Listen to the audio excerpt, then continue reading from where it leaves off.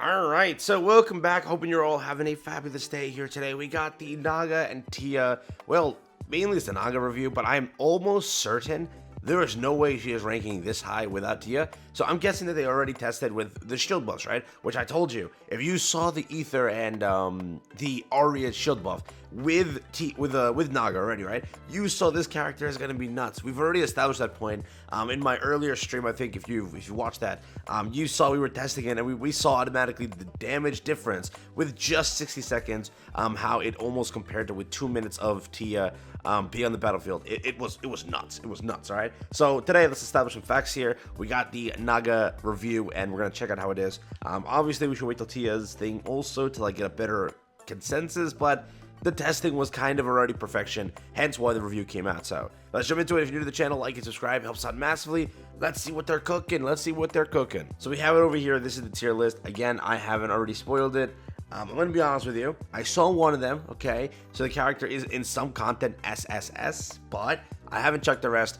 I will say though, because I also got this from a lot of my viewers, they told me that this character is an absolute fumble of a PvP character, correct? So if you're expecting to clap PvP with this character, you are never doing that. All I've known so far is this character has fumbled the ball in PvP, which we expected. There was not going to be a good PvP character, something that we kind of knew for the most part, but that's what I already know. So I'll confirm that for you, but we got story late over here.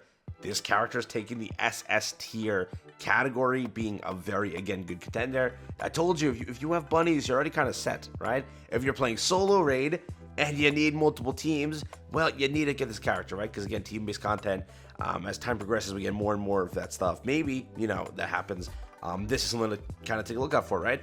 Again, if it does happen when this banner is gone and on the live stream they announce to you, yeah, we are announcing a new, 6-team content. Come on, boys, let's go. And you're missing majority of the characters that can form more teams, well, that kind of sucks. So, depending on what they do with that aspect of it, for the most part, solo raid is the only content really like that. Well, there is more stuff, but, for the most part, for like the tower, that is there too. So, there is a lot to look forward to in it, but just quickly understand that, yeah? So SS tier is actually very good for this entire category, which is nice. I'm guessing SS tier here. Yeah, okay. SS tier here also. On par with other characters. Again, a very good contender. Not, Blanc level, but maybe when we do get Tia and we have that uptime, we really change our opinions of the character. But for the most part, it's landing there. I'm going to check also just to confirm that they are saying like as if it's Tia existing there. Because remember, it's like the equivalent of what they tested with Arya and I guess Ether. There's only 2 characters that worked, is why she's there, but we'll check in a second.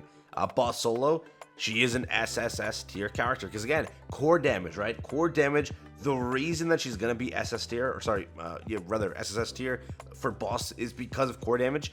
That is something that really is big when it comes to bosses. All right. So for the most part, if you do boss additional, I'm guessing she's not SS tier. Never mind. I was about to say, but yes, core damage is a thing. That's why. So realize this now. If you are taking care of bosses, that's why we're saying solo raid. That's why we're saying union raid, stuff like that. When there is a core, this character scales off core damage, right? So you're gonna see there's a lot of shred that can happen there. And if a boss kind of has an easier core to hit, it's gonna be a much different ball game. So realize that now. That's a very, very good thing to look at. So again, if you are playing a content like solo raid seriously, if you feel like I'm taking this thing seriously 100%, then these characters are must invest for you, because again, it's another team that can get formulated. Realize now that again, if you're like my Naga is good without my Tia, you're smoking something. Try to get them together, right? That's the best part. But in PvP, yeah, where is she? What the hell? Damn, she's that bad. Okay, again. These characters won't really, I'm guessing, let me just check. Did she really do that bad there? I did not know that bad, right? But let me see, is this, so for the full review, please go check out the detailed guide for Naga. So let's see this first, ready? Pros and cons, one of the best off-burst healers, okay. Provides a unique buff, damage dealt while attacking the core, yeah. Provides HP and cover heals, yeah. Assists her major pair Tia heavily in her survivability, okay. Dependent on shield or Nikkes like Tia, Ether, Full Kwang, so Full Kwang works. What? Okay. Or Arya to unlock parts of her skills. Core damage buff can be heavily diluted depending on team comps or stage. Okay. Gains Pierce on burst, but since she's a support, her stats make Naga incapable of dishing out high damage. Burst without being shielded barely provides anything. Yeah. Provides caster's attack buff as a supporter type unit. Okay. So yeah, there's some cons here. We have, so I'm curious, is this with the thing? Let me check the detailed guide actually, because this might give us an idea. So let's see, performance analysis, Naga with Tia. So why Tia? We've lately been talking about shielders and have specifically pointed out Tia to be her best pair for her. But why is that? Let's talk about performance with and without Tia. So Naga with Tia. I'm guessing this is the. Oh, this is a meme. It's just, yeah, okay. I get it. Okay, great. Too long to read. Heals, cover heals, huge core damage. What is it? Buffs and substantial attack buffs. Plus, Tia's button cannon has cause serious damage. I see that. So Tia Naga collective buffs. Core damage is 125%, which is huge, which I'm telling you, right? Every burst. Attack damage buff is 32%. Attack buff, 47% every burst. The remaining skills act to allow Tia to survive in order to counter the damage she will take during her possible constant taunt. Cover max HP buff every 5 shots. Need to make sure to wait 5 seconds before you make 5 shots for perfect use with Tia. Cover heals as burst. Recovers when more cover HP for damage dealt. Shield to prevent cover from taking a burst or taking damage at burst. Cover heals every 10.1 seconds and HP heals every 4.3 seconds. Naga without Tia, so let's go through this. Too long to read. Heals, HP, cover heal, small buffs to core damage, a very minor attack buff, trouble with synergy with other shielders, causing skill 1 to be extremely restricted. To put it simply, she doesn't unlock her full potential without Tia. Without Tia, Naga still will heal a decent amount of cover HP and significantly recover HP of allies. Her skill 2 will still provide constant uptime for her damage dealt when attacking core. No matter how diluted it may be, her burst will still allow her to pierce and provide a small attack buff. However, she will miss out on basically a large part of her kit, right? It's what we kind of established. And you can kind of see here, with Tia, that much. Without Tia, again, with all of this stuff over here, without it, you can kind of see it's going to be a little bit more diluted. So realize that now what you're missing out on of this character's kit. That's why we're saying, like, yeah, it should be good when they're together. But in the future, if a burst 1 kind of character releases that can take up the spot of what Tia can do, call me then, and this character will become broken insane, right? But it is kind of worth it to invest into that entire aspect of it. But I do think that there's a lot of potential here for these characters. Really, there's a lot of potential. So just know this. There's some team comps also over here you can kind of take a look at too, which is cool. They made it definitely a very in-depth guide over here for this entire thing. Should you pull, they decided yes. So take this with 100%.